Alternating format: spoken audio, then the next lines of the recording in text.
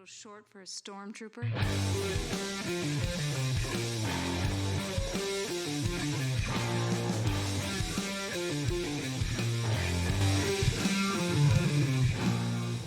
What's up, nerds? Welcome to another episode of the Multiverse Report. We are recapping the week's nerdy news from Arkham Asylum to the BRPD, the Bureau for... I just looked it up, and now I don't remember what it stands for.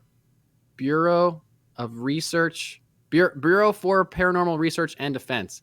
BPRD. Maybe it would help if I had the initials right. Well, you know. Anyway. Acronyms are overrated, Mike. Arkham Asylum to the BPRD and everywhere in between. My name is Mike Gibson. With me as always is Steve Haller. What's up, Steve? A lot of news, a lot of ramping, a lot of slowing, a lot of whatever happened with Quantumania, because it seems like there's two sets of people that watched it, and just about everything else in between there. Yeah. We're going to talk about some box office numbers for Quantumania and the mixed reviews later on towards the end of the show. It is out this week. Steve and I have not seen it. Is that correct? You Correct. have not seen it? I'll be seeing it Tuesday. I also plan to see it sometime within the next week. So at least no later than next week, you will have our reactions and review of Ant-Man and the Wasp: Quantumania. But and if it's anything like anybody I've talked to, it's going to be a decent enough review. Yeah, I mean, I'm going in mid. I'm just like, I don't know. Even before like the reviews, I knew this was going to be the end of the show. But I mean, we can I guess recap. But like, we can go deeper then. But let's wait till the end of the show so we don't. We'll bury the lead. We got other stuff to talk about. Other stuff to talk about, including Marvel stuff. We're also going to touch on some Star Wars and some DC stuff and some comics news. So stick around for all of that. Kicking it off with Marvel. Weird. We would never talk about those things, Mike. We would never talk about those things. It's crazy.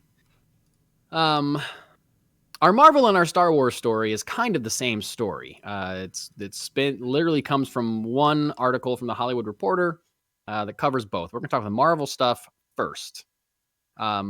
Straight out of the mouth of Bob Iger himself. Head honcho over there at the Disney Corporation. Bob Iger says that Disney planning to slow the pace of their Marvel content, of the release and the production of their Marvel content. Mm-hmm. Big round of applause for me. Yeah, same. Huge round of applause. Anybody who's been listening to the pod for a while or any has will remember that both Mike and I are like, you know, we're as in this as you can get, and we're both like, what? Turn the fire hose off, please. We're both ready for a break. Yep. Turn the fire hose off. I don't think you have to go back very far in this podcast to hear one of us say something about how we could go longer without a new Marvel movie or show or anything. Right. And apparently Bob Iger feels the same way. He said that the company needs to, quote, be, quote, better at curating their franchise content. And that also happens to be, quote, extraordinarily expensive.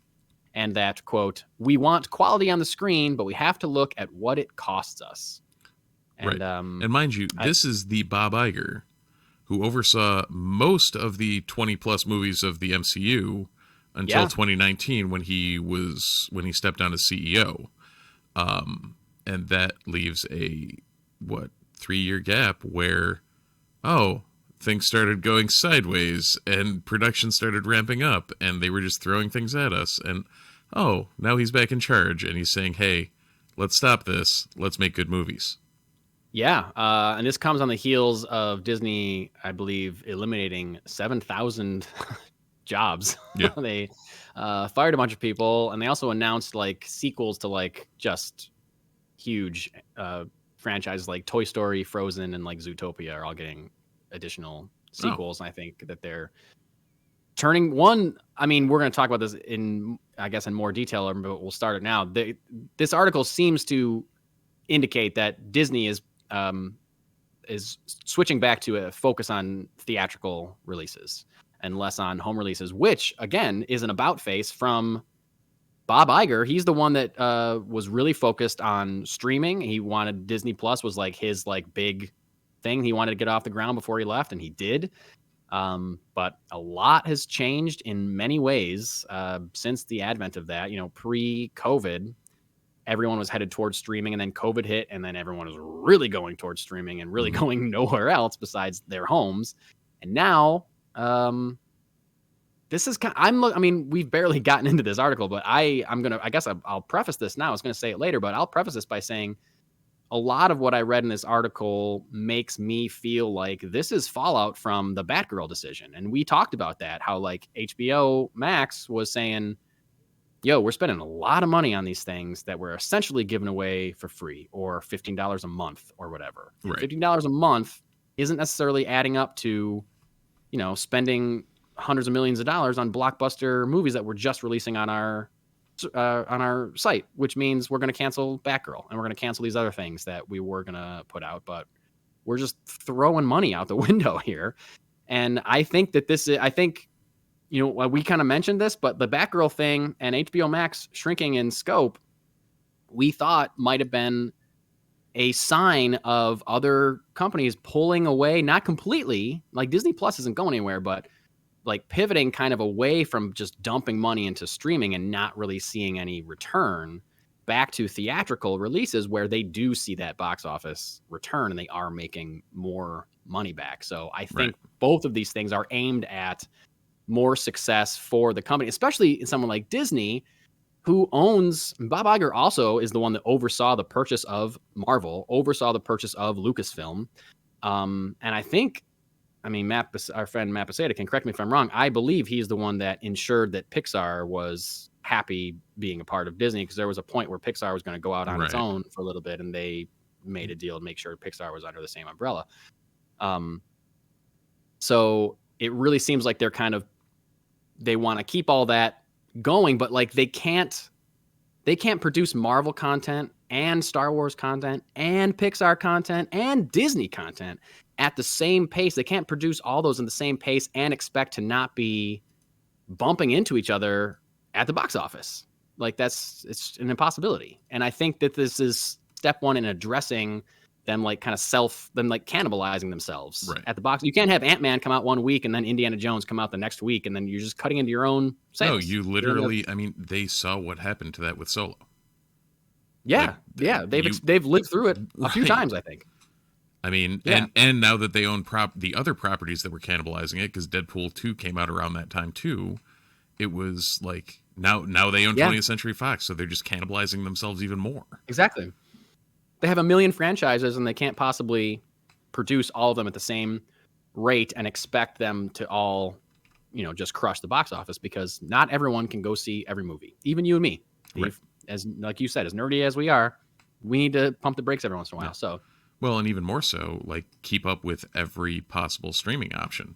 Which it's, even right now, there's 2 things out. Both of them are great. I still can't find time to watch them. Like, Last of Us, I've been keeping up with mostly close to when it comes out. Bad Batch, I'm like 3 weeks behind on. And I'm opposite of you. I'm current on Bad Batch, and I'm behind on Last of Us. Yeah. Go watch The Last of Us now, because those 2 episodes are fantastic. I know, like I mentioned, I'm doing this February songwriting project where I'm supposed to write and record 14 songs in 28 days. I'm currently sitting at 19 songs, which is quite a bit more than I expected to write. That's more than 14. Yes, it sure is, Steve. I'm not a mathematician. We can talk to our friend about that, but I'm pretty sure 19 is more than 14. Yeah, it's too many. So anyway, so I can take 30-40 minutes and watch an episode of Bad Batch. Right. But an hour and 20 of, Last of Us. Excuse me, that's a little more difficult. Anyway, Disney's planning to slow down the pace of their Marvel content. Now, originally, just to back up a little bit, this past summer, San Diego Comic-Con 2022, Kevin Feige announced 5 Disney Plus shows that are going to be airing in 2023. Now it's looking like only 2 of those may actually show up on Disney Plus in 2023. Those 2 being Secret Invasion and Loki Season 2. Those others, Echo, Agatha, Coven of Chaos, and Ironheart, not to mention the animated stuff like What If Season 2, they are likely to be pushed to 2024. Shows that are in development, and Hollywood Reporter specifically mentioned Nova being in development, which I think we talked about a long time ago, but I think it had been rumored hard, but like nobody knew anything more than, Right, like, hey, this is maybe a thing. Yeah, they didn't say it at Comic-Con, Yeah. And we heard about it before that. So anyway, Hollywood Reporter says Nova is in development, but is now on a much slower path of development because of this slowdown. Also, So, sidebar, we need a Nova series. Like, that's one I'm actually very excited about. We need Nova in the MCU. Right. We need Nova in the MCU. Give me Richard Rider or give me Death. Yeah, something. Give me somebody. So just to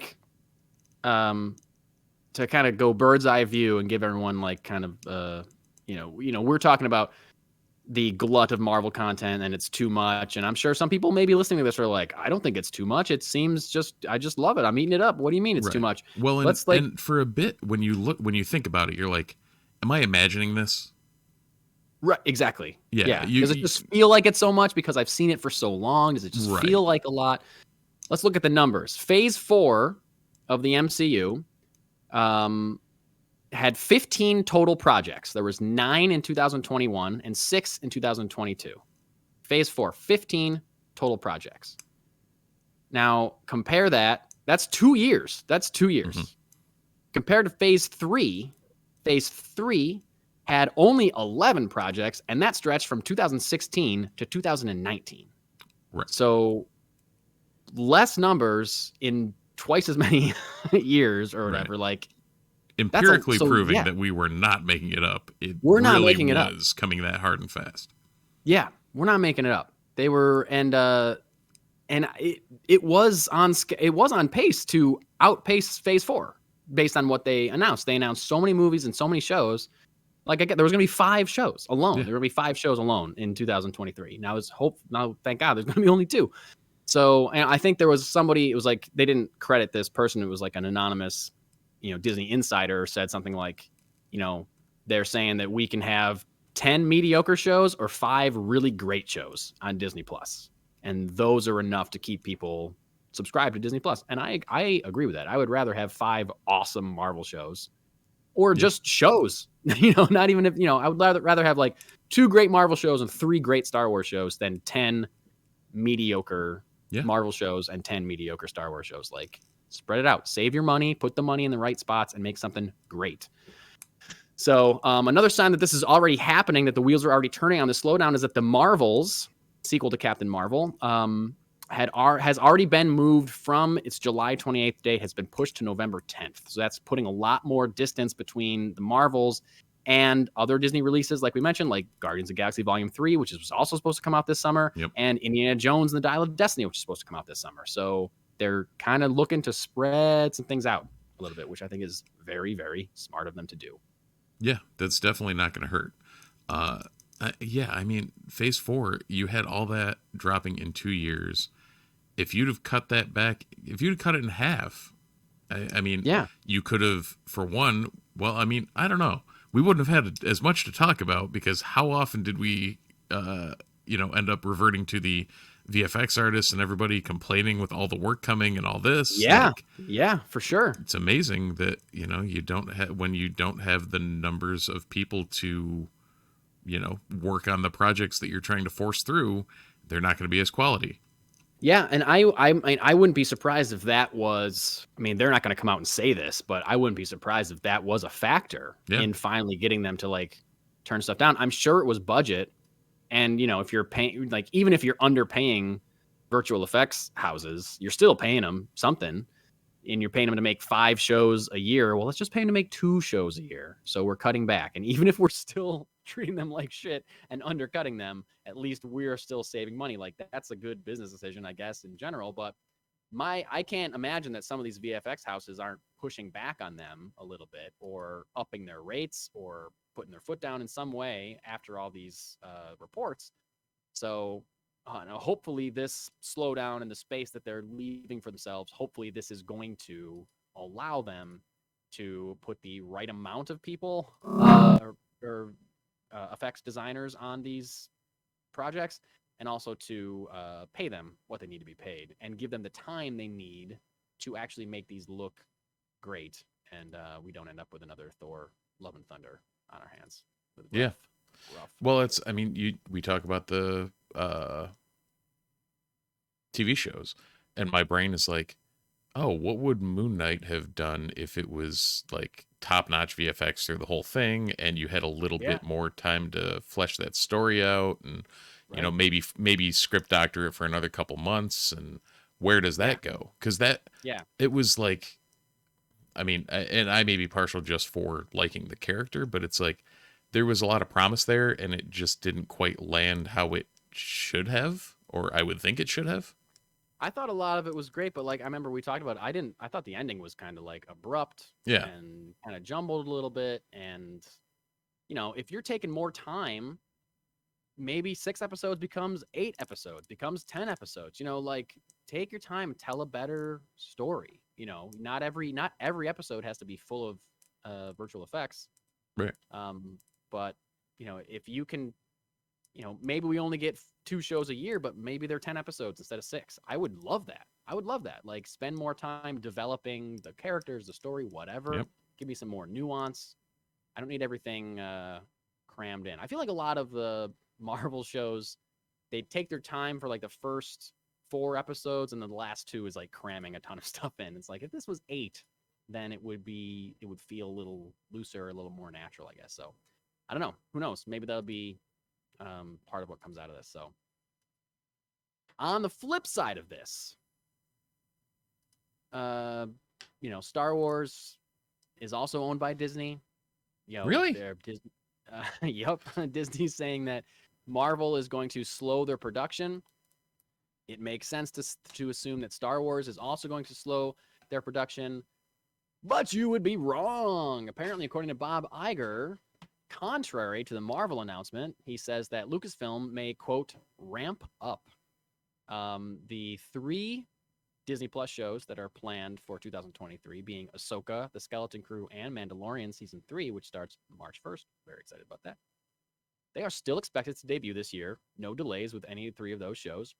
And we should all be looking forward to new Star Wars movie announcements this April at coming out of Star Wars Celebration, which is happening this April in London. Yeah. So, well, and that, I mean, you hear Star Wars is going to ramp, but right now it's ramping from the ground floor. Like the brakes have been on since 2019. Since The Force Awakens, we haven't seen hide nor hair of anything on the big screen, and outside of Mandalorian and the Bad Batch. And I mean, I cannot discount Andor because that was just cinema. Certainly not. But like, there's been a dearth of big ticket Star Wars, and they have a cash cow that they want a big ticket from. So we're going to see it. It's just like he does at the end in that same quote. He does state that they will still be abiding by the fiscal responsibility of the rest of the, like what he had just talked about, why Marvel's doing what they're doing. So yes, the full quote is Lucasfilm may ramp up, but it will have to abide by the same fiscal discipline as the rest of the company. So they're really looking to like pull back on just spending. Yep. And making sure they're spending, when they are spending, that they're spending it on something of quality, which I think is a smart idea. Like, I think weirdly that's what they've done with Star Wars. Like Mando has been top notch. Andor was just an A+. Incredible. Yeah. And then even in animation, Bad Batch has been great. Yeah. And I know like we're kind of trained to think of animation as separate. In Star Wars, it is the same. It's canon. Everything, all the animation stuff, besides, unless they specifically state like the Visions stuff is not canon, Right. You know what? We forgot about 2 things. What? Boba Fett and Kenobi. Oh, I didn't forget about those things. I did. I like Star Wars has been. they've almost been like, it's weird because those 2 shows in my brain, I think of them when I think of canon. Yeah. But for some reason, they didn't even dawn on me. Like, Kenobi. Well, actually, Kenobi's the same deal as the Marvel thing. Like, why didn't they just take some more time and flesh that out?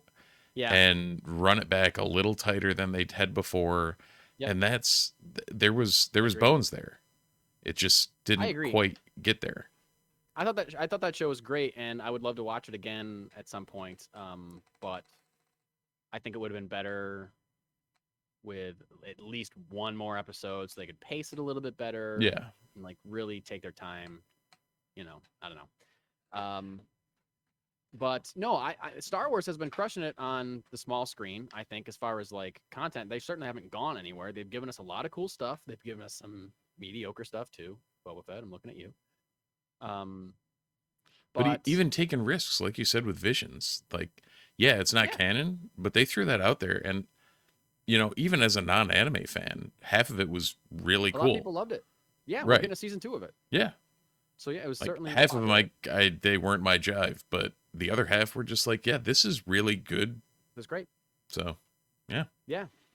But I don't know, like I've heard people online say the opposite of this, but in my heart, I think Star Wars is movies. Star Wars belongs on the big screen and needs to be seen in a theater. I think that's how I prefer watching Star Wars. Like I want a movie.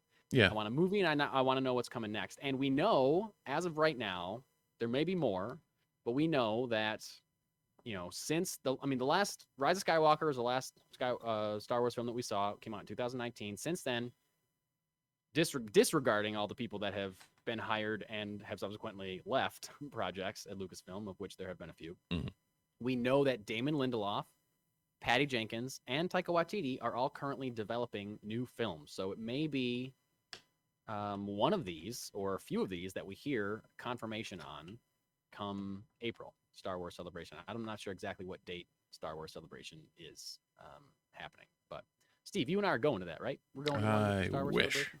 Yeah. The next stateside one we should find a way to go to. We should. Maybe by then someone will be paying us to do this podcast, and they'll send us. Oh, that'd be great. Pressers. We get to interview Hayden Christensen. I don't know. The first Star Wars actor I could think of. So yeah, I'm very excited about this. I'm very excited to hear what comes out of Celebration. Are we getting a new trilogy? Are we getting something very different? Are we getting Rogue Squadron finally? Are we getting whatever the heck Taika Waititi is coming up with? We don't know. Are we getting and I something believe the Johnson trilogy still has there's been nothing saying that's canceled. No, and then he said that he said he would love to still do it. He's talked to Kathleen Kennedy about it, and it's just they have to find time to do it because he's busy with Knives Out stuff. Right. And he's got like a show on Peacock also. So and then what was it? Sean Levy from Deadpool and Kevin Feige were both supposed to have movies too. Right. Yeah, that's true. Well, wait, Sean Levy. Am I thinking of who's doing Skeleton Crew? There's a Marvel person is attached to Skeleton Crew, I think. I know Jude Law's. Oh, is that the Daniel Cretton? I think it might be John Watts. That's who it was. Oh, John Watts. Yep. Okay, yes, that's right. Okay. Yeah, you're right. I forgot. I forgot about that because it's supposed to be like the teenager thing, and Watts. I mean, he wrote well enough for Spidey, so. Yep. Yeah, Homecoming was great. Yeah. So, yeah, that's right. So who knows what we're gonna find out? But we do know that Daisy Ridley had lunch at Lucasfilm not long ago. So, that's what it is. Who knows? But yeah, this all says to me that this seemingly Disney is starting to pull away from streaming and go back to theatrical release model. Fine with me for a lot of these projects. Clearly, I still want things like I don't want Mandalorian to go away. I would still love a second season of whatever She-Hulk or something. And that, like, She-Hulk is a show that I loved. I loved She-Hulk despite often janky CGI. If they could put some real money into that CGI, that I would have loved it even more. Even without that, like that was a quality for me. That was such a quality product that even with the janky CGI, I didn't care. Yep. Because the writing was so good. So if you give me that plus incredible effects, then I'm totally in. Same with Moon Knight. Yeah, Ms. Marvel. If they'd have made that, and it was great until the last episode when everything was just like, we just tied it up into a nice bow. Yeah, that's what I mean, dude. It's just like give these shows an extra episode or two to like flesh things out a little bit more, or drag out, maybe there's an action scene that spans 2 episodes instead of just like taking place in 5 minutes in one episode. I don't know. You take your time, do some real film. I don't know. Anyway, moving from a galaxy far, far away into one that's much closer to home, DC. This past Valentine's Day, very fitting for Valentine's Day. I guess. I don't know. Todd Phillips posted a first look at his work on Joker, Folie A Deux, sequel to Joker. Posted it on Valentine's Day, social media. It is a picture. It shows both Joaquin Phoenix and Lady Gaga. In like a very like close up, face to face embrace. Like it's almost like they're about to kiss or they just finished kissing. Her hands are like on his neck. He's got his makeup is on, but it's like faded, like it's rubbed off a little bit. It looks like maybe some is on her upper lip, like maybe they just kissed. She's looking very intensely at him, and he is kind of like slyly smiling down at her. I still don't think they've officially told us that she's playing Harley Quinn, but it seems insane to think that she's playing anybody other than Harley Quinn, unless they're just making up a new character that has the same storyline as Harley Quinn. It's kind of hard to say much about this because it's just a image, but I mean, I think it looks good. It looks like they are acting intensely with each other. Any thoughts on this picture, Steve? No, I think that's about it. I still don't know what the hell to expect or think about this movie, so... Yeah, don't forget, it's a musical. Right. It's a musical. Don't forget. Like, in the right hands, that makes me very excited. In the wrong hands, that makes me very worried. If they had told me this was just a straight sequel to Joker, I mean, I'm a bit excited about this movie. I'm only a bit because I didn't love the first one. I thought the first one was a good film. It was well shot. It was well made. Joaquin Phoenix is incredible in it. All the actors are great. Just didn't feel like my kind of Joker. I'm sure I've said this a million times on this podcast.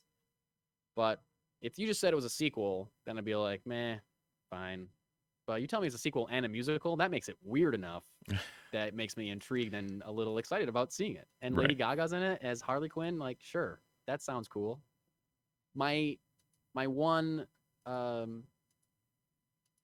the one thing that I'm nervous about, though, is that how Harley is going to be depicted, because she hasn't canonically in the books, she has not been with the Joker in years. Yeah. It's been so long since she's been with the Joker because writers figured out, I think probably pretty quickly, that like we're just writing about this woman. If we want to write for this woman well, we have to acknowledge that she is in a toxic relationship with this character, and that's not great. That's not great for a character. It's not great for us to keep her there, so let's get her away. And she's been with Poison Ivy in the books for like a long time, so like that emancipated Harley is my favorite Harley. It's a lot of people's favorite Harley, and to see her go back into this relationship with the Joker seems like a step back, but it all depends on how they handle it and what they do with her, what kind of character she is. I mean, well, and I don't think like knowing her personality in general as a actor and professional, I'm pretty sure she wouldn't. Yeah, I'm pretty sure she wouldn't sign up for something that's going to throw it into like back to the OG that's a good relationship in that. So that's a good point. Yeah.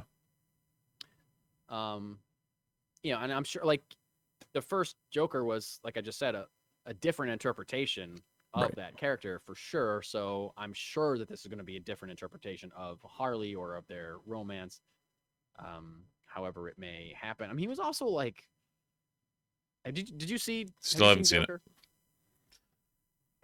This is not a spoiler, but like the character's name is Arthur Fleck. I can't see Arthur Fleck as being any kind of like manipulative mastermind. He's just like a mentally ill guy. He's like sad. He's not a master genius criminal or anything like that, like at all. So, in the books, it's kind of like Joker is like manipulating Harley and making her think whatever. Like, I don't know that he can exert that kind of power over anybody. So, we'll have to see. The big question marks hanging around this movie. The first one was an R-rated, the highest grossing R-rated movie of all time. made $1 billion. So, of course, they were going to make a sequel. I don't think anyone knew that it was going to be a musical, but I guess we'll just have to see how it goes. We know it's going to be under the Elseworlds banner of DC, keeping it separate from the DCU. But in regular DCU, we got a few hints at some stuff that we might be getting from James Gunn and his slowly assembling universe. First of all, I thought this was cool, and I wish that there was more evidence here for us to kind of like, triangulate and figure out some characters that we may be seeing. But two media outlets ran fan polls about characters that fans want to see in the DCU. IGN ran a fan poll and ranked their top 10 characters that they wanted to see, and Bleeding Cool did a poll. Bleeding Cool might have been an internal poll. I don't know if it was a fan poll, but it was just like the people that work at Bleeding Cool who they wanted to do. Number one in both lists was Nightwing. Go figure. I think that Nightwing has always been a popular character. I think his popularity has skyrocketed in the last few years, recently, especially with this Tom Taylor run being incredible. So anyway, I'll say the IGN, ranked their readers poll, ranked from 1 to 10. Number 1 was Nightwing, followed by Martian Manhunter, Lobo, Brainiac, Deathstroke, Jason Todd, Zatanna, the Court of Owls, Mr. Freeze, and John Constantine.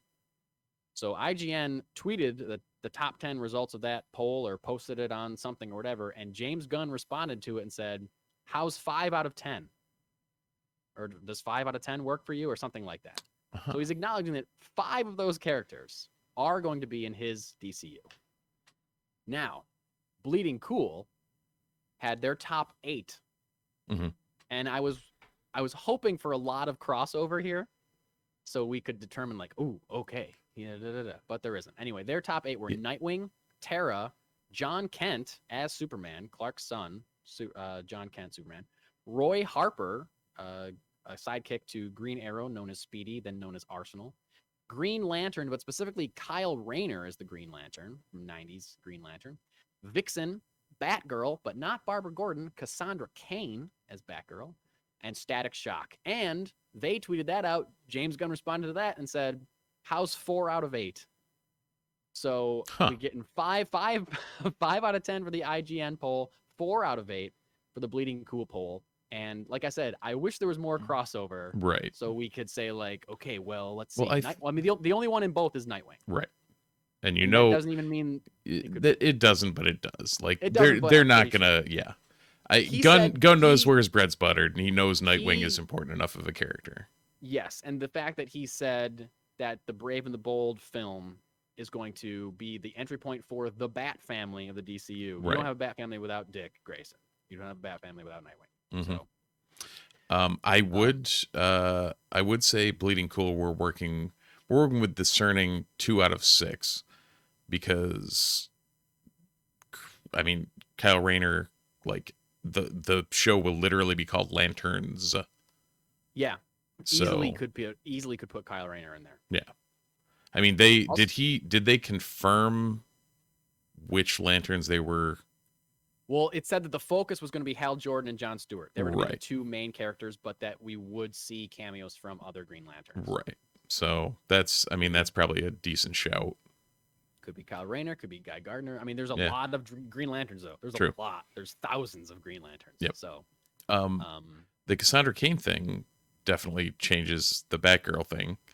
I don't know. Although now I'm now that my son is now obsessed with Batwings or Batwheels. Yeah. I'm seeing all the obscure DC everything now.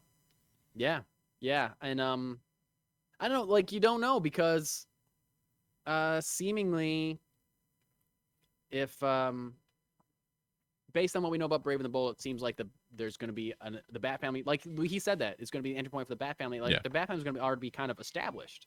So who knows if Barbara is still going to be Batgirl? It could be Cassandra. She could be Oracle. Who knows? Right. Who knows?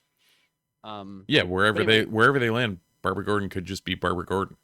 Yeah, exactly. I don't think we're going to get Jonathan Kent as Superman. But he may still appear. Did it explicitly say as Superman or the poll did say Jonathan Kent parentheses or said Superman parentheses Jonathan Kent.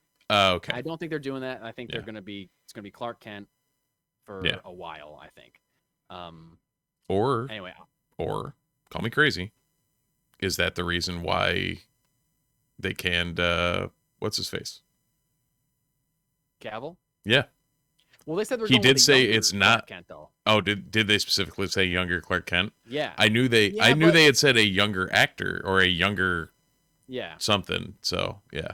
But also, like, part of me thinks that was just like an excuse to say we're not bringing Henry Cavill back. We need somebody younger, and it's going to be like someone that was like 2 years younger. Like, because they also said it's not going to be like an origin, and it's not going to be Smallville Clark. He's going to be already Superman. He's going to already be working at the Daily Planet in Metropolis. So it's like, okay, well, how much younger do you really need to be? You don't really need to be that much younger. Right.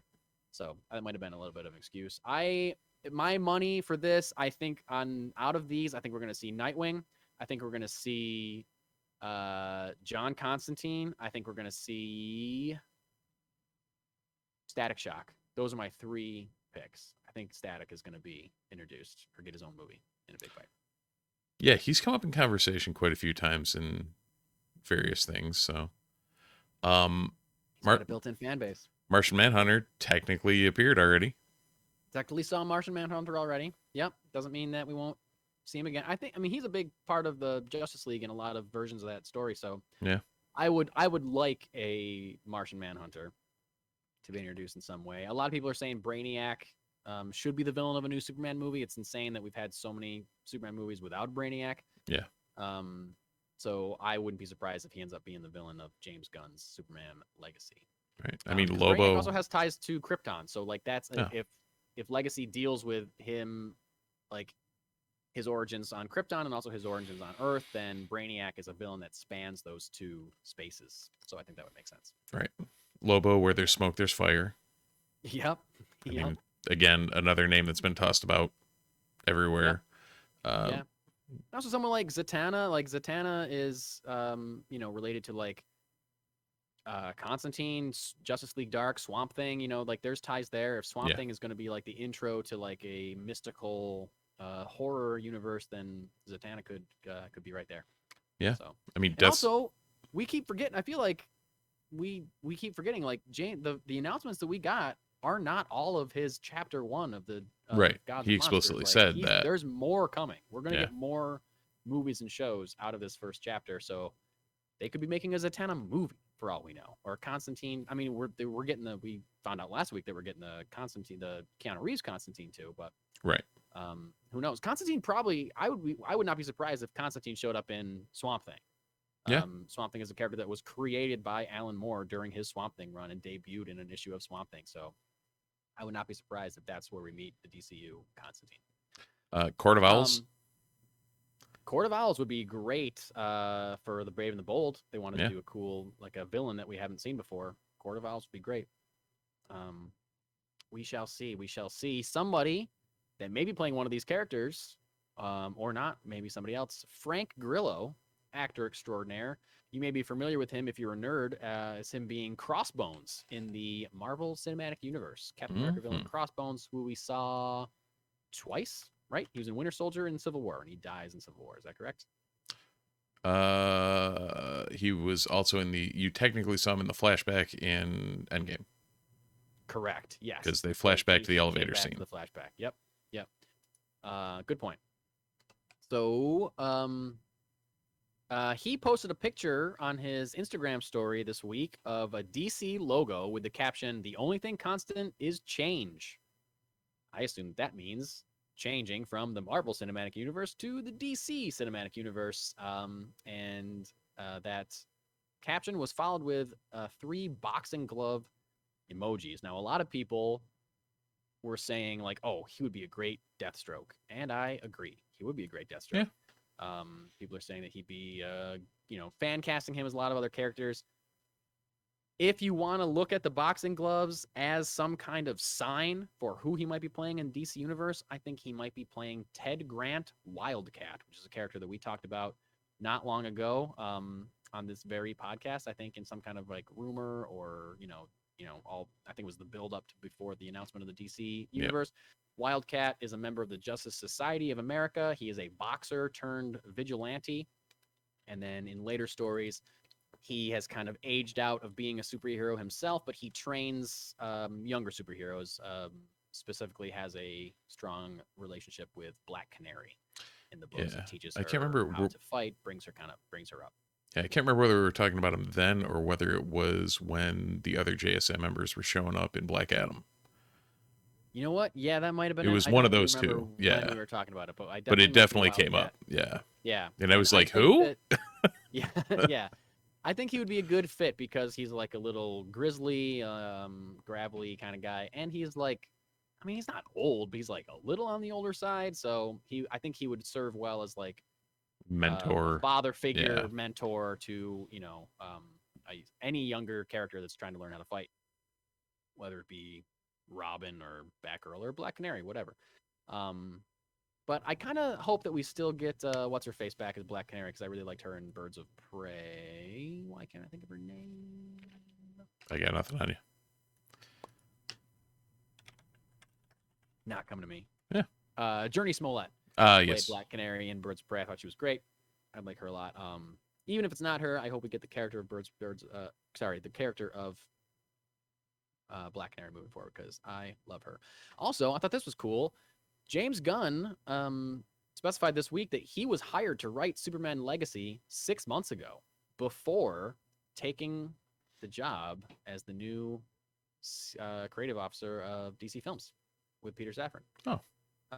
So that might have been his foot in the door to either pitching himself or getting asked to be the head of DC Films. So, like, apparently Superman Legacy was always a separate project, even when there was rumors of a Man of Steel 2 with Henry Cavill coming back, and the J.J. Abrams Ta-Nehisi Coates Superman movie, and all this other kind of stuff that we keep hearing about. Michael B. Jordan movie and everything. Michael B. Jordan, yes.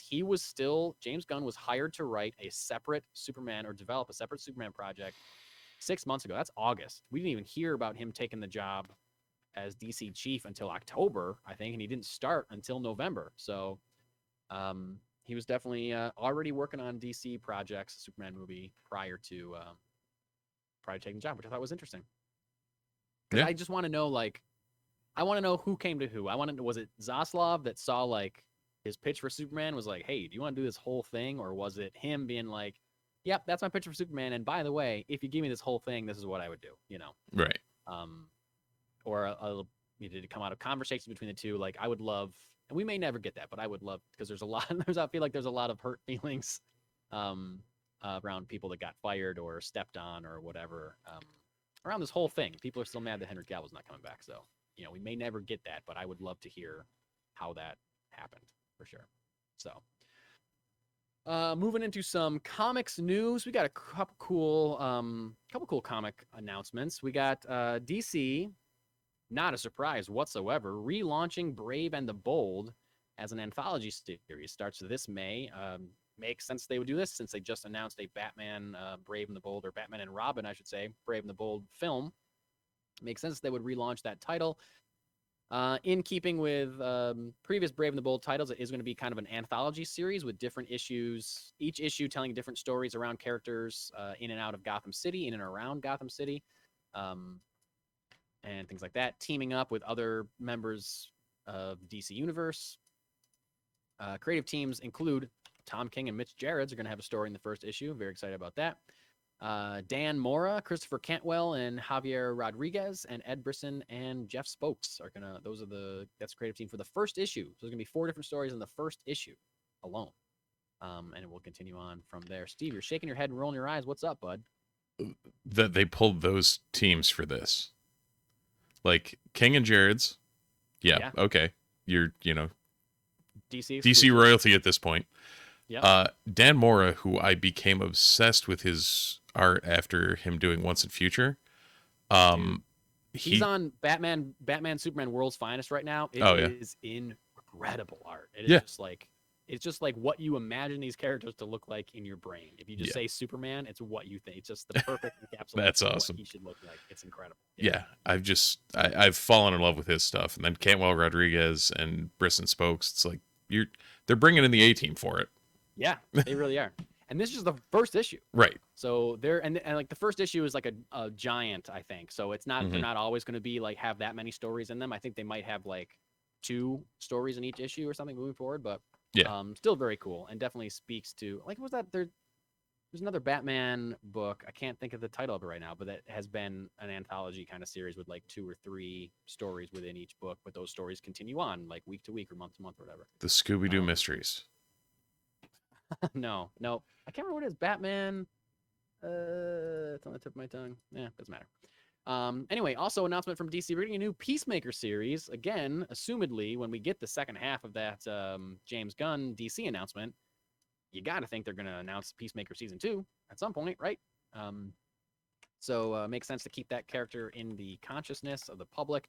So it's going to be a new Black Label miniseries, so R-rated, adults-only miniseries called Peacemaker Tries Hard, from writer Kyle Starks and artist Steve Pugh. And I guess it's going to be just about him trying to be a better hero and not just be a killer for hire that works for Suicide Squad and all that kind of stuff. So it makes sense that we'd get another Peacemaker series.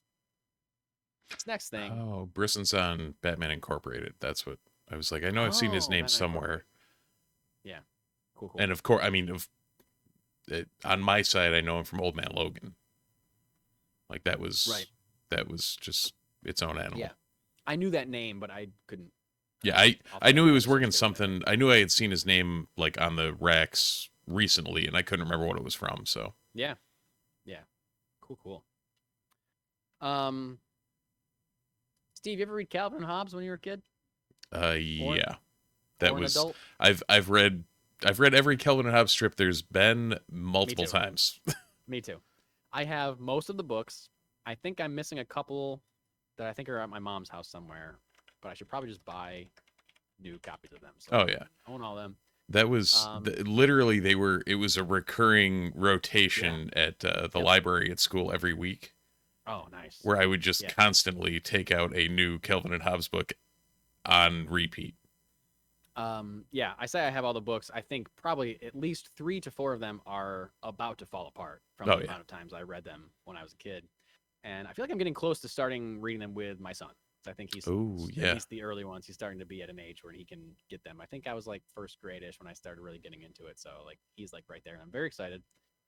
Why are we talking about Calvin and Hobbes? Not a traditional comic book, but a comic strip. Nonetheless, art and literature juxtaposed within, single frames to elicit an emotional response. So I think it counts. Bill Watterson, creator of Calvin Hobbes, is coming out of retirement. With new Calvin and Hobbes? Nope, not with new Calvin and Hobbes. I would probably cry if he started making Calvin and Hobbes again. I would lose my mind. He's coming out with a book for adults called The Mysteries, described as a fable for grown-ups. The Mysteries is about a long ago kingdom is afflicted with unexplainable calamities. Hoping to end the torment, the king dispatches his knights to discover the source of the mysterious events. Years later, a single battered knight returns. Mysteries, as mentioned a few times in this article that I read, is for adults only. I think they need to say that because if you're putting the guy from Calvin and Hobbes on it, you have to like specify, no, this is not for kids. This is not something under the bed is drooling. This is well above and beyond. Yeah, it's not Yukon Ho. This is something else, and it comes out in October. So the artwork, I don't know if you clicked on the link, Steve, but like the artwork looks radically different from Calvin and Hobbes.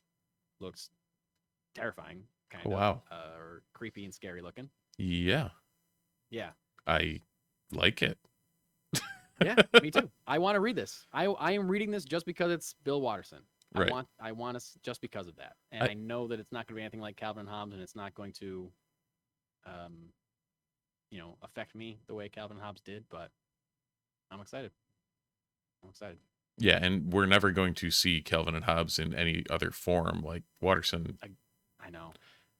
Is that enraging? Like, part of me wishes that he would license it, but also like part of me is also like, you do you, dude. Like that's great that you're holding on to that, because like for those of you who don't know, Bill Watterson notoriously refused to license Calvin Hobbes for anything, for merchandise, for animation, for anything, shirts, whatever, stuffed animals, like nothing. Anytime you see a shirt with Calvin and Hobbes on it, or you see that dumbass fucking logo that I hate of Calvin pissing on something, which I fucking hate because it's a complete misunderstanding of that character. Mm-hmm. Anyway, anytime you see that, that is unlicensed merchandise. That is ripping off Bill Watterson because he has not sanctioned that. That's and that, not to digress on it, but that logo is the same concept as the Punisher skull, where it's like you were just completely misreading the character. Yeah, you do not get it. You just don't get it. Usually it's the same people that would have the Punisher skull logo and the Calvin sticker. So Calvin in one corner, Punisher blue line in the other one. Yeah, like I get it. Again, like you said, like you do you, it's yours. So, you know, if you don't want to be a millionaire, you don't have to be like he could easily be. He's a multi-millionaire. Right. He's already a multimillionaire off of the sales of the books, I'm sure, but like you could make bank. You license one shirt, dude. Like today in 2023, tomorrow, you come out with a line of Calvin Hobbes merchandise, you are going to just see money through the roof. Every 30 to 50-year-old in the country would buy one. I would buy 12. Yeah. I would buy so many of everything. Like I get it. You don't want to cheapen it, whatever, but also like people don't know what it is anymore because it's not, and he doesn't care about that clearly. But I feel like it's such to have robbed kids that love that comic. You wouldn't let them buy like a stuffed Hobbes. Yeah. You know, like that would have been so many kids, including me. I would have bought one of those when I was to have your own Hobbes. 20s. Yeah. Yes, just like the floppy one. You know, when he's like when the parents when the parents are around. Like just one that looks like that, man. That's all I want. Give me the homicidal psycho jungle cat, like the panel that's on the front of that with Hobbes like jumping at give me that on a shirt. Like that's all I want. And there's unlicensed stuff out there, and at this point, I may just go get one because I fucking want a Calvin Hobbes t-shirt, and he's not gonna make them. And I've wanted them my whole life, and I'm like, no, I gotta be true to Bill Watterson. Well, you know what? Fuck you, dude. I'm buying a t-shirt. That's all I want in the world. Calvin Hobbes merchandise. I would die happy with Calvin Hobbes merchandise. Anyway, that's coming out in October. Bill, I know you're not listening to this, but if you are, just give us a Hobbes plush, please. Give us a Hobbes plushie. That's all I want. I would, as a 40-year-old man, I would buy that for myself. I'd get one for my son too, but I would also have. Anyway, I'm just picturing whenever your wife shows up, of just like, that'd be hilarious. It just goes silent and like goes in the corner whenever your wife shows up in the room. Oh yeah. Yeah. That's funny. This week in your local comic book stores, Steve is stepping away. You have Amazing Spider-Man number 20, Batman One Bad Day Clayface number 1. I'm very excited about this. All the One Bad Days have been great. I guess I still haven't read the Catwoman one yet, but all the One Bad Days have been excellent. Clayface is a character that is very underutilized, I think. Really cool character and a different threat for Batman. Not only can he shapeshift, but when he's not shapeshifting, he's a giant mud monster. Like those are two very different aspects of one character that can thwart Batman. So I'm very excited about reading Batman One Bad Day Clayface. The aforementioned Batman Superman World's Finest with wonderful art by Dan Mora number 12 comes out this week. Betsy, Braddock, Captain Britain number 1. Steve is back with a tissue in his nose. I thought your nose was bleeding, but I didn't want to say anything and freak you out. You're on mute, I think. I believe you're on mute. I didn't hear anything you just said. 100% randomly started bleeding. Are you okay? Oh, yeah. Yeah. Okay. Yeah. Okay. You were using your telekinesis powers too much?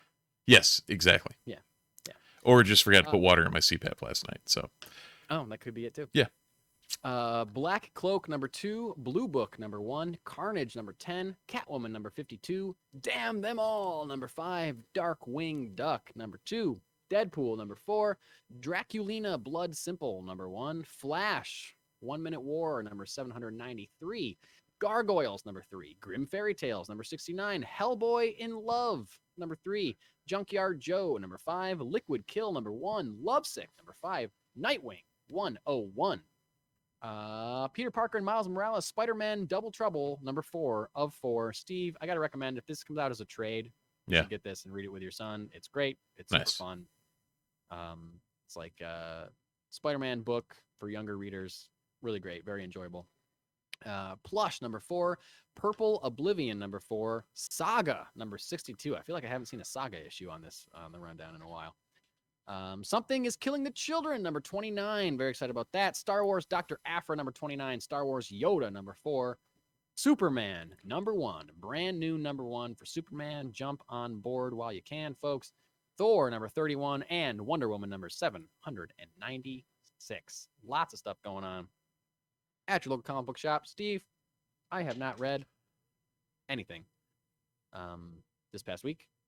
Because of my aforementioned February stuff. Have you read anything? No. No. Though I did pick up other stuff because you know how it goes. Yeah. Ooh, Batman Spawn. Nice. Yes. That is an awesome cover. Yeah, it's great, and it's like a weird. Ooh, yeah. Look at that. Like you can see the bat with damn. Spawn over the top. So. Is that, you know what artist that is? Is that Greg? That's Jimenez. Oh, Jimenez. Oh, okay. Yep. Amazing. I'm going to grab. I actually didn't pick up anything this week because I don't know if you saw that DC delivery was delayed at Funky Town Comics and Vinyl. No. This past week. So I was not able to pick up my new copy of Batman Scooby-Doo Mysteries for my son, despite going there 2 days in a row, thinking the DC books would be still weren't in.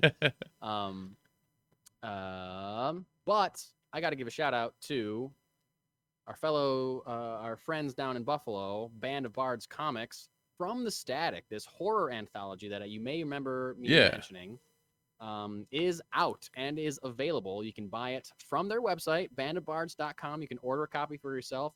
I have a few comp copies here, so I guess if you know me and you want a copy, you can buy one from me. It has a story by me in it called Post-Traumatic Credit Scene, illustrated by the wonderful Riley McFarlane. It is 6 pages of trauma and blood and murder. Hey, there you go. Yeah. I just had most of that coming out of my nose a minute ago. So exactly. It was kind of my thoughts on, like take a movie like Halloween, put it in the real world, and let's say Michael Myers is really dead at the end of Halloween. What happens to Laurie Strode, and what's the rest of her life like? So it's kind of her dealing with the fallout from that, and how it affects her for the rest of her life. Post-traumatic credit scene, in From the Static, horror anthology by Band of Bards Comics. You can buy it. You can order it from bandofbards.com, or like I said, if you are someone that knows me in real life, and I feel like a number of people listening to this might be those people, you can order it from me. I'm one of those people. I'll even sign it. I'll sign it for you. Cool. And give it to you if you want. That's good. There's 16 total stories. One of them is by me and the great Riley McFarlane. So nice. Check that out. On a complete aside, I was going through boxes. We're cleaning out my crawl space over here, the little hobbit door to my left, and found these gems. A shiny Goro Prince of Pain #1 from Mirage. Goro #1. Wow. And then Street Fighter with the #1 and #2 from the Mirage run. I believe this run was it's gold edition, 18,000 produced, 12,000 of #2 apparently. So I have no idea of any value or anything, and I'm just gonna bring them down to show Jeff and Jesse for the hell of it, because they're just fun. Yeah, you should see what they are for sure. I feel like a lot of times #2s sometimes number 2s end up being more valuable than number 1s because like number 1 comes out and people love it.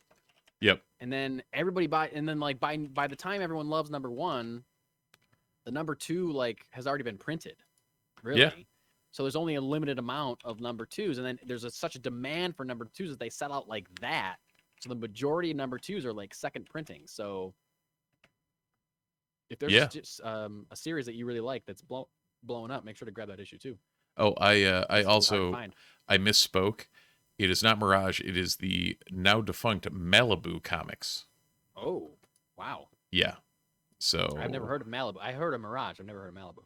Yeah, Malibu was who the hell did they get bought by? I think Marvel bought them up at one point. But yeah, they I was were. Gonna say probably one of two companies. I was going to say you had a 50-50 shot. So yeah, it was 93, November 93. Was the Street Fighter stuff, and I have no idea when the hell they published that Goro Prince of Pain, but it was just hilarious. I saw that, I was like, I love this. That's amazing. Oh, number 94 for that. So. Oh, 94. Yeah. Wow. Huh. Wow. Sweet. Well, I guess Mortal Kombat Fever was around for a long time. Yeah. They made 2 movies in the 90s, so. Yep. And a plethora of games. Yeah, I think that's all I got. Also, I guess I got to say that about that from the static book that it's possible that that's going to be there's going to be like a new edition of that this fall, hitting Kickstarter at some point. Oh, nice. So be on the lookout for that. If you like for a second volume or for like a revised printing. I think it's a revised version of the actual one of the original one. I'm not sure what all the differences are going to be, but I'm sure I'll be talking about it when it happens. There you go. All right, let's move into some one shots. We only got 2. And one's the Ant-Man thing that we're going to almost start talking about at the beginning, right. But we'll leave that for the end. The other one is actually a pretty cool bit of news. There's a new Hellboy movie in development. And when I say in development, I mean it's going to start shooting pretty soon. Hellboy, The Crooked Man. It's going to be directed by Brian Taylor. And apparently all the cast members have not been announced yet, but they are in like late stages of their contract negotiations. So like this thing is moving along. It is set to start shooting next month in Bulgaria. So like I said, more than just in development, it's like it's happening. It's been greenlit. It is based on the comic series of the same name, Hellboy, The Crooked Man, which apparently came out around the same time as the second Guillermo del Toro Hellboy movie, Hellboy 2 Golden Army, I think is that what that's called? Think so. Something like that. Yeah. And but the big difference here, which should please a lot of Hellboy fans that may have been dissatisfied with recent live action Hellboy outings, this one is being written by Mike Mignola, who has written, I think, every issue of Hellboy ever. Yeah, I think so. I believe he's the creator of Hellboy and main writer. The movie's being co-written by Mike Mignola and his Dark Horse Comics collaborator Chris Golden. So these are people that know the character more and better than anybody else. So yes, awesome. Now, Steve, I have seen the 2 Guillermo del Toro Hellboy movies. I did not see the recent attempt at a reboot with David Harbour. Did you see the newest Hellboy movie? I'm in the same boat you are. Okay. What did you think of the Guillermo del Toro ones? Fine. I thought they were great. Like, I don't know. Yeah, I think the first one is really good. I like the first one a lot. I thought the second one was visually stunning, but I only saw it once, but I remember it being, I think the plot was like, right. All right. But it looked amazing. Yeah. But, and I heard, I think the one with David Harbour like bombed, but I heard it was actually all right. Like if you're not addicted to the Guillermo del Toro ones and you can take a new version of Hellboy, then I think it was fine. And right. I would still like to watch that because I think I think he's a fun character. I like Hellboy. Curmudgeon-y demon spawn doing good for the sake of doing good, I like that.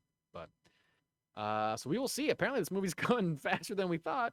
It just got announced this week and they're shooting next month. So it's not like, we're used to Marvel and DC saying, hey, 2 years from now, get ready for this cool thing. This is like, hey, we're already making this movie. Yeah, by the way, so, here it is. Yeah. So get ready for a new Hellboy out there, people. Hellboy the Crooked Man. All right. And as we've teased Let's through do the it. entire podcast, after its 3 days of release, Ant-Man and the Wasp: Quantumania has debuted at 104 million in the US, worldwide 225 million. Reviews are currently varied mixed, 47%, so sub 50 on Rotten Tomatoes, although the audience score is 84%. As I mentioned earlier, this jives a lot with what I've heard from people. Numerous, I think literally everybody I've talked to that's seen it has been like, no, that was great. That was fine. Like, it's not like the reviews don't do it justice. Like, yes, it can get messy, but it's fun and it's fine. Well, that's good to know. I only know personally one person that has seen it and they loved it. Right. Our friend aforementioned, I mentioned him earlier on the podcast, Matt Paseda, former guest of the pod. He saw it and he loved it. Yep. So that's one thing. There's a few critics that I follow, and one is a huge Marvel guy, big Marvel superhero guy, Coy Jandreau, who I've mentioned before on this podcast. He said it looked good, and there's a lot of stuff that didn't land for him. He said he did not put it in his. He did not refer to it as top tier Marvel. He said it was like not the best Marvel movie. He seemed like he was talking around. He's someone that only likes to talk about things that he likes and doesn't like to like spend time. And I feel like I could tell that he just didn't really click for him. I didn't read any specific reviews or watch any of his videos talking in depth about it because I didn't want to be spoiled. But and there's one other reviewer that I read that I trust who said she said that it was a big mixed bag. There are some beautiful visuals and great stuff, but there's some stuff that gets a little clunky and there's things that don't land. Yeah, that's. But who knows if that's, you can never tell, because sometimes critics are like, yeah, this is just a bad movie. And a lot of times people like you and me who are like nerds who like this source material will grant it more slack because we love the characters already or we're invested in the story. And critics that are not willing to grant it that leeway are like, this is a bad movie. And sometimes I agree with it. Sometimes I'm like, yeah, this is bad. But sometimes I'm like, yeah, it's not the best, but I like this character, so I like it. You know what I mean? Because you can only talk about what you like. You know what I mean? You can only talk for your personal opinion. So no one can come out and say that this movie is terrible or this movie's great. It's just about what you think at the end of the day. But I have to say that the mixed reviews have really lowered my level of excitement to see this movie, which is probably why I haven't already seen it. Because I think initially I was planning on going to see it when it opened, and now I'm just kind of dragging my feet and taking my time. But we shall see. Yeah. Do you have these reviews swayed you in any way? Are you still hyped for this, or are you kind of how are you going into the Ant-Man on Tuesday? I think the biggest thing the reviews have done, and it probably in the grand scheme of things actually helps me, is just parses it down to like, oh yeah, reset your expectations to 0 and go from there. Like you said. Yeah. Like that for me that's enough. Like, I'll be fine with that. Sure. All right. Yeah. I mean, that's kind of where my expectations are. They're definitely lower than they were, which is probably good. Because then even if it's fine, I'll be like, it was great. Yeah. Yep. So we shall see. Like I said, hopefully next week we'll be able to, who knows? Maybe we won't even wait till next week. Maybe we'll just do like a random Wednesday during the week if we've both seen it. We can do a reaction or whatever. But we'll talk about that off mic. Yeah. Not the place to make that decision right now. But yeah, it's doing pretty good box office. This is the first movie of Marvel Phase 5. It's kickoff of Phase 5, which I think we were initially told was only going to take like a year, I think, before Phase 6 started, or maybe a year and a something half stupid like that. Yeah, but now things may be dragged out based on what we talked about earlier in the show. So I'm also like, I feel like I am in the minority of people that I don't love the other two Ant-Man movies. Like the first one is fun and I like that one, but the second one I really don't like at all. And a lot of people love that movie, and it's near the bottom of my rankings of MCU films. So I know I think I'm in the minority of that. I haven't met a ton of other people that also really don't like Ant-Man and the Wasp. So I wouldn't say I really didn't like it. I would definitely say it's in the lower half of my rankings. yeah, it's way down there for me. Yeah. Way down there for me. Again, one of those where I thought they threw a lot of decent ideas out and didn't quite land any of them. Yeah. Yep. That's pretty much how I feel about it too. But so I guess like I'm not going in. I don't have that hype of like, oh yeah, third Ant-Man movie. The first two were great. This one's gonna be good too. Like I don't have that. I'm just like, the first two were fine to bad for me. So let's see what you got, Ant-Man 3. You know, who knows? So we shall see. Steve, you got anything else? No, I think that's about it from my end. Me too, man. Me too. Well, if you're listening to this, you should probably like and subscribe to this channel. I am not streaming live on Twitch, so I guess I don't need to mention that. Forgot to hit that button on the way through. Nope. Totally forgot to hit that button on the way through. Sorry, Twitch people. Find us on YouTube. Yeah, I kept checking the chat, and I was like, there's nobody in the chat. Yeah. There's nobody at all in the chat. Usually there's like people watching. It's just nobody commenting. Like there's nobody. Oh, well, never hit that button. Why. Great. So yeah. Beyond that, check us out on the socials. The Multiverse Report on just about everything at Multiverse RPT on Twitter for however long that still exists before it implodes, and go from there. Twitter in general, right? Yeah. No, definitely. Yep. Yeah. Yeah. As long as it'll be allowed, we'll be there. It's just we'll be there. Whether it's not worth being there anymore. Yeah, we'll be there till the last day. We're not going anywhere. Although we don't post a ton on Twitter. I got to get better about that. I'll also say that last week after Super Bowl, we did a Flash trailer reaction, but somehow weirdly for a lot of people that got cut off after like 2 minutes in the audio version. If you're looking for our reaction to the Flash trailer, it is up in its full, in all of its beautiful 20-minute glory on YouTube if you want to go. And should be fixed in your pod feeds as well. Oh, okay, great. And should be fixed in the pod feeds as well. So like refresh your feeds or check it out on YouTube if you want to see our Flash Flash reaction. I know a few people were texting me saying, "Yo, your review got cut off after 2 minutes." And I don't know what happened there. I don't know if Steve knows what happens either, but hopefully it doesn't happen again. No, that one was a weird one. Usually I know what happens, but it was a weird one. So. Also, for anyone that texts Mike technical questions, just text them to me because they just get forwarded to me. Yeah, if it's technical, I can't do anything about it. I'm just I don't know what I am. Talker, guy that talks too much. You're the talker.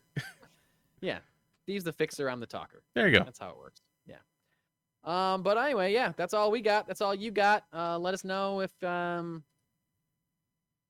don't know. Let us know if you like us or if you hate us.